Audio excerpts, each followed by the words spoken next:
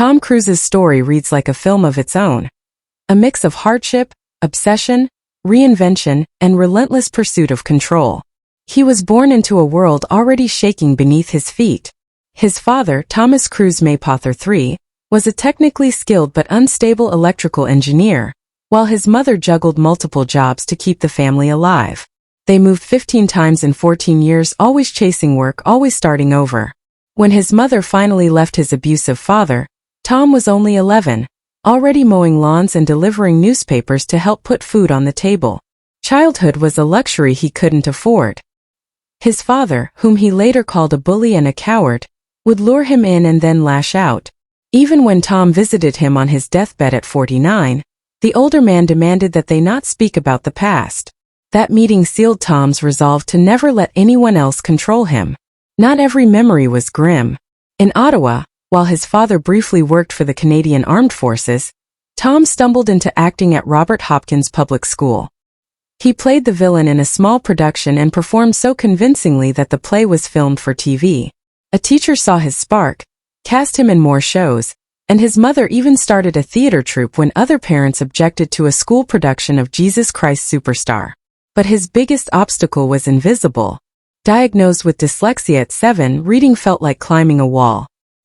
He'd stare at pages until his head throbbed and still not remember what he'd read. Bullied for being short and struggling in class, he learned to memorize scripts by sound instead of sight, an early form of adaptation that would define his career. At 18, with $500 in his pocket, Cruise moved to New York. He washed dishes, slept in cramped spaces, and auditioned for everything. Reading scripts was still torture, but he compensated with memory and raw energy. His first film, Endless Love, gave him a single scene and $75,000, just enough to open the door. Taps followed, where his disciplined portrayal of a military cadet earned attention. Then came The Outsiders, where he joined the so-called Brat Pack of 1980s Hollywood, acting alongside Patrick Swayze, Rob Lowe, and Matt Dillon. But his real breakthrough came with Risky Business. Sliding across the floor in his underwear to Bob Seger's old-time rock and roll, Cruise improvised the moment that would make him a star. The film made over $63 million and launched him into a new orbit. By Top Gun, Cruise was unstoppable. He earned $2 million, trained with Navy pilots, and flew in real F-14 Tomcats.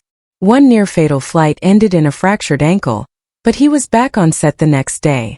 The film exploded into a cultural phenomenon, earning $357 million worldwide and boosting sales of aviator sunglasses by 40%. It also sparked conversations about masculinity and queer coding that would echo for decades. He followed it with The Color of Money opposite Paul Newman, Cocktail, and Rain Man, where his dynamic with Dustin Hoffman helped the film sweep the Oscars. For Born on the 4th of July, he lost weight, stayed in a wheelchair off-set, and lived as veteran Ron Kovic for 6 months. His dedication earned him his first Oscar nomination and proved he could do more than flash a smile. By the 1990s, Cruise wasn't just a movie star, he was a machine. He co-founded Cruise/Wagner Productions, producing Mission Impossible in 1996, which grossed nearly $500 million. He did his own stunts, hung from cliffs without visible safety gear, cracked ribs, and still returned to finish every take. When he broke his ankle jumping across rooftops in Fallout, he completed the scene before asking for a doctor. His body was paying the price, but his legend only grew.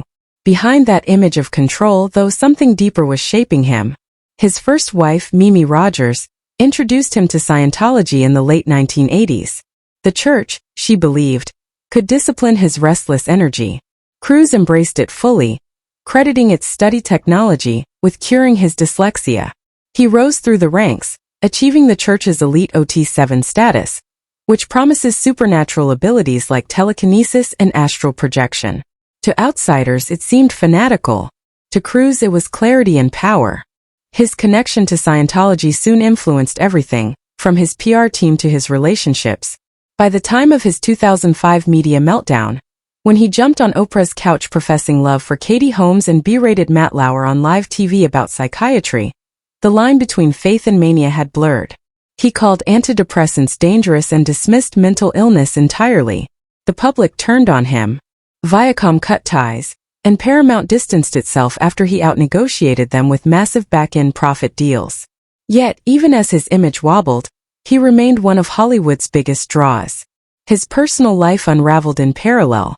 His marriage to Nicole Kidman fell apart during the filming of Eyes Wide Shut, Stanley Kubrick's final, grueling 400-day shoot.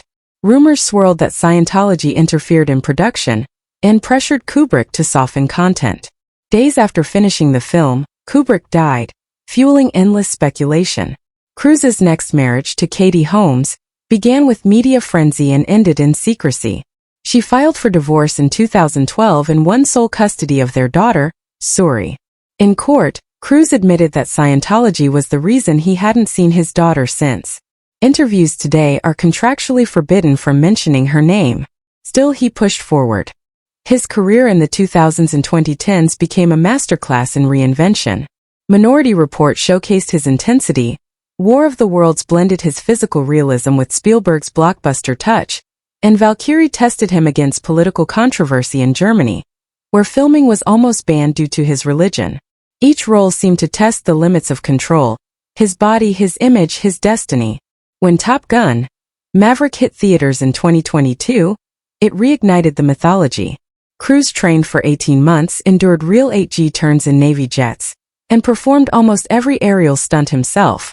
The film grossed $1.49 billion, earning him another $149 million from his profit share. For Mission Impossible: Dead Reckoning, he spent 3 years preparing for one stunt, launching a motorcycle off a cliff, then base jumping into a canyon. It required over 500 skydives, 13,000 motocross jumps, and 8 destroyed bikes. When he finally did it, the mayor of the Norwegian town where they filmed admitted to breaking local laws just to make it happen. Cruise called it the most dangerous thing he'd ever done. He was 62 years old. By 2024, the injuries were stacking up. Fractures, surgeries, exhaustion, but his commitment hadn't faded. He credited Scientology's no-fear mindset for his endurance, even as rumors grew that he was drifting from the church. Insiders whispered that he had nearly left in 1999, after learning more about its hidden doctrines. His silence on the matter today speaks volumes. His upcoming film, The Gauntlet, aims to bring him back to grittier storytelling. A washed-up cop escorting a prostitute across hostile territory, directed by longtime collaborator Christopher McQuarrie and co-starring Scarlett Johansson.